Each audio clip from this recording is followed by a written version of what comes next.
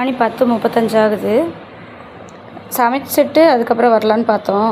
ஆனால் அதுக்குள்ளே ஒரு கஸ்டமர் வரேன்ட்டாங்க. அதனால் அதை வேலையை அப்படியே நிறுத்தி வச்சுட்டு வந்தாச்சு.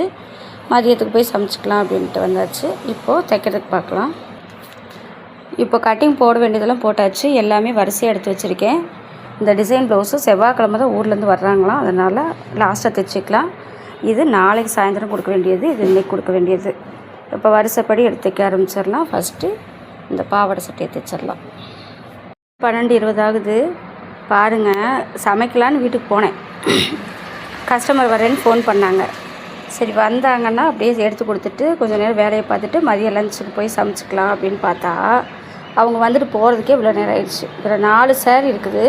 4 சேரீக்குமே மேட்சிங் ப்ளவுஸ் பிட்டு தேடி, லைனிங் தேடி, அதுக்கு நெக் டிசைன், ஸ்லீவ் டிசைன் எல்லாமே செலக்ட் பண்ணி கொடுத்துட்டு போகிறதுக்கு இவ்வளோ நேரம்.